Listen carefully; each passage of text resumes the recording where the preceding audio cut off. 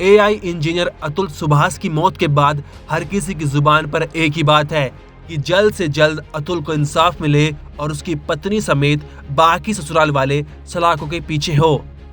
Bengaluru police ने UP police की मदद से 14 दिसंबर की देर रात अतुल की पत्नी निकिता को गुरुग्राम से और साले और सास को प्रयागराज से गिरफ्तार कर लिया है। इन तीनों की गिरफ्तारी के बाद पुलिस ने पत्नी निकिता से कई तीखे सवाल पूछे गए सवालों के निकिता ने चौंकाने वाले जवाब दिए हैं। आखिर पुलिस के सामने उन्होंने क्या कहा, इस वीडियो में हम आपको बताएंगे।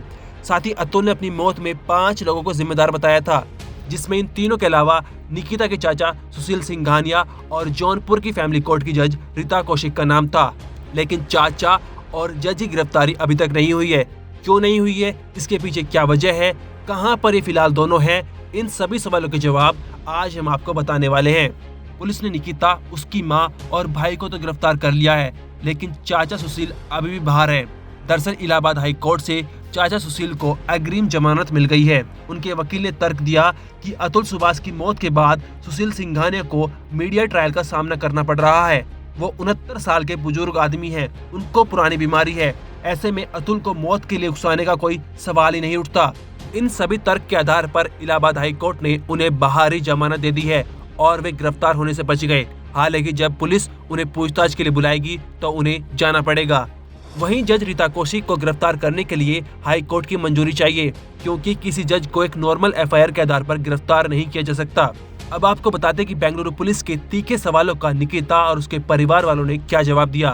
बेंगलुरु पुलिस सूत्रों के मुताबिक शुरुआती पूछताछ में अतुल की पत्नी, सास और साले तीनों ने ही इस बात से इनकार कर दिया कि वो लोग अतुल की मौत के लिए किसी भी तरह से जिम्मेदार हैं। क्राइम तक को मिली जानकारी के मुताबिक अतुल की पत्नी निकिता ने इस बात से भी साफ इनकार कर दिया कि तलाक के मामले को निपटाने के लिए उसके या उसके परिवार ने अतुल से 3 करोड़ रुपए की मांग की थी। हालांकि अतुल ने अपने वीडियो में बकायदा 3 करोड़ का जिक्र किया था। जब मेरे जज रीता कौशिक ने इंटरिम मेंटेनेंस 20,000 का मेरे 2.5 साल के बच्चे के लिए पास किया, तब ये डिमांड 1 करोड़ से 3 करोड़ होगी। अब तो 80,000 रुपए पर प्रति माह का और एक फेवरेबल जजमेंट रीता कौशिक द्वारा दिया गया है इन्हें। तो अब ये 3 करोड़ रुपए कहा कितने रुपयों में तब्दील होगा मुझे नहीं पता। तो ये 2 लाख रुपए इन्हें जौनपुर जैसी जगह पर मेंटेनेंस चाहिए, है ना, और 3-3 करोड़ रुपए तो अभी तक पहुंच गया, पता नहीं। निकिता ने बेंगलुरु पुलिस के सामने पूछताछ में इस बात से भी इनकार कर दिया कि वो पैसों के लिए किसी भी तरह से अतुल को परेशान कर रही थी। निकिता के मुताबिक वो अतुल से पिछले 3 सालों से अलग रह रही थी। अगर उसे अतुल से पैसे ही ऐंठने होते तो वो अतुल के साथ अलग नहीं बल्कि उसके साथ रहती। फिलहाल ये तीनों आगे की पूछताछ के लिए बेंगलुरु पुलिस की हिरासत में रहेंगे। इसके अलावा बेंगलुरु पुलिस सूत्रों से ये भी सामने आया कि अतुल के भाई विकास मोदी जांच में मदद नहीं कर रहे हैं।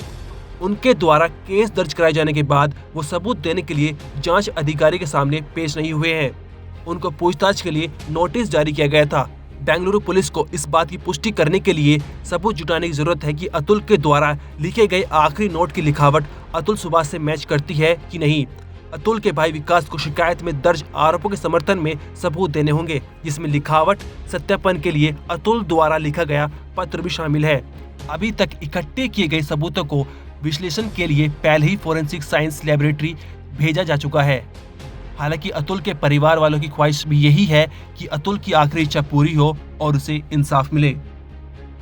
ब्यूरो रिपोर्ट, क्राइम तक।